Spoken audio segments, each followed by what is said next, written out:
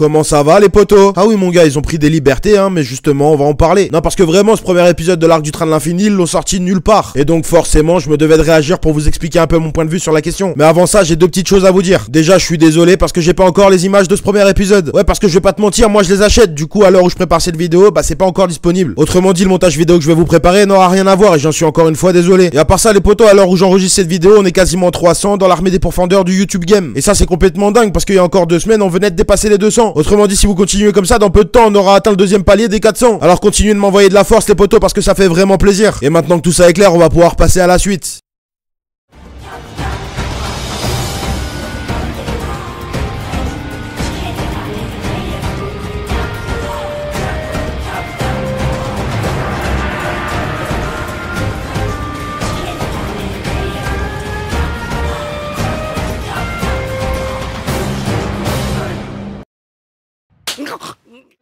Les potos, sachez que quand je vous dis qu'ils ont pris des libertés, j'en rajoute vraiment pas. C'est important que vous compreniez que tout ce qu'il y a dans l'épisode n'est pas dans le manga. Alors après, est-ce que c'est bien, est-ce que c'est pas bien, j'ai mon propre avis, mais pour le moment, j'en suis pas là. Honnêtement, je sais pas si c'était ça le fameux épisode dédié à Kyojuro. Mais si c'était bien ça, il y a quand même de très grosses probabilités pour que ce soit bien le cas. Ben force est d'admettre que ce n'est pas ce à quoi je m'attendais. Pour aller au bout de cette réflexion, moi je pensais que l'épisode en question allait être sur le spin-off de Kyojuro Rengoku. Maintenant, est-ce que c'est grave? Est-ce que pour autant l'épisode en question est décevant? Bah écoute, je vais te donner mon avis, mais on va diviser ça en deux parties. Tout simplement une partie avec des points positifs et une partie avec les points négatifs. Ah ouais mon poteau, moi je suis un mec simple. Thèse, antithèse, synthèse, prothèse, les cours c'est loin, mais t'inquiète même pas, je m'en souviens.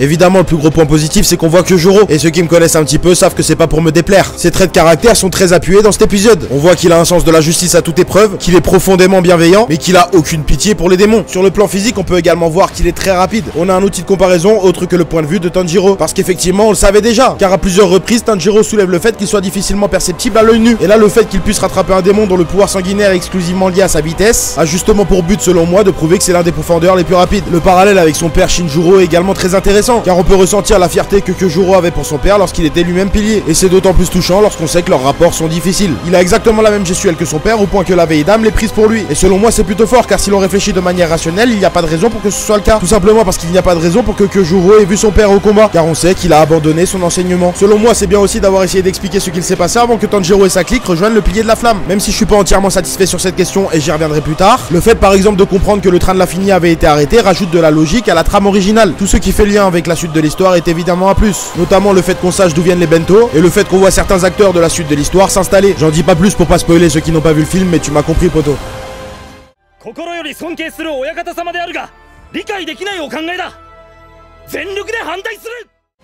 Maintenant on va parler des choses qui m'ont personnellement un petit peu déçu. Et on va commencer par quelque chose dont j'avais déjà parlé dans une ancienne vidéo, la temporalité. Puisque pour moi il y a vraiment un gros problème à ce niveau là, mais je vais essayer de m'expliquer. Parce que pour moi cette notion de temporalité elle est problématique uniquement dans l'animé. Et ça vient justement du fait qu'il rajoute des choses. Dans le manga on sait pas quand Kyojuro est parti en mission, mais ce qu'on sait c'est qu'il y a quasiment un mois entre la réunion des piliers et la fin de l'entraînement récupérateur. Et jusque là il n'y avait pas de problème parce qu'on savait pas combien de temps Kyojuro était parti avant. Dans l'animé ils ont ajouté une scène entre Shinobu et Kyojuro où on voit le pilier de la flamme partir après la réunion des piliers. Donc soit une vingtaine de jours avant la fin de l'entraînement de notre trio. En regardant l'épisode, on peut facilement en conclure que ce qui s'est passé avant et pendant a duré à peu près 3 jours. Bah et du coup, la poteau, t'as compris ce que je voulais dire. Faut pas sortir de Saint-Cyr, il y a au minimum 15 jours ou bah on sait pas. Et même si on est d'accord que c'est pas dramatique, moi je trouve que c'est dommage. Tout simplement parce que ce temps-là aurait pu être mieux exploité. La deuxième chose qui m'a un petit peu déçu, c'est le démon en fait. Ah ouais, poteau, il m'a foutu le démon, sans mauvais jeu de mots. C'est quoi ce Akazad Wish là, ce démon nul? En plus, il y avait moyen de faire quelque chose de bien, ne serait-ce qu'avec ses tatouages. J'en avais parlé dans ma vidéo sur Akaza. Au Japon, à cette époque, les tatouages étaient liés à des crimes. Et donc ce démon était probablement un ancien criminel. Et d'ailleurs j'ai l'impression qu'en parlant de lui en tant qu'éventreur, c'est un peu ce qu'ils ont voulu dire. Ils avaient aussi la possibilité d'exploiter l'éventualité d'une collaboration avec Enmu. En bref, il y avait vraiment mieux à faire à ce niveau. Et pour finir, juste une dernière chose qui pareil m'a un petit peu rendu chafouin quoi. Pourquoi ils ont dénaturé le caractère de certains personnages, mais surtout d'un en particulier. Et pourtant j'avais bon espoir, mais je vais m'expliquer. À la fin des épisodes, vous savez qu'il y a les potins de l'Air Taisho. Mais poto, c'est le monde des bisounours en fait. Attention parce que là je vais lâcher un spoil pour ceux qui n'ont pas vu le film. Compte 5 secondes mon poteau. Giyu c'est le seul qui a eu aucune réaction quand Kyojuro est mort. Alors pourquoi ils veulent nous faire croire qu'ils l'aimaient bien? Enfin bref, conclusion.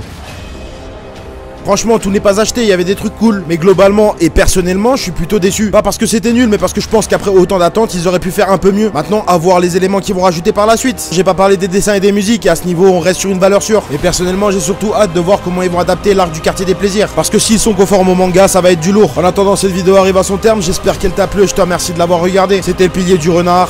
À la prochaine. 品津川が新入りごときの頭突きを食らうとはな。あれは実にいい頭突きだった。ああ、ド派手な音がしたぜ。さぞ痛むだろう、南無阿弥陀仏。でもあの子柱に張り合うなんて勇敢なのね。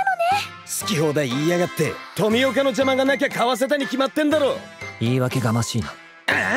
皆さんお変わりないようで。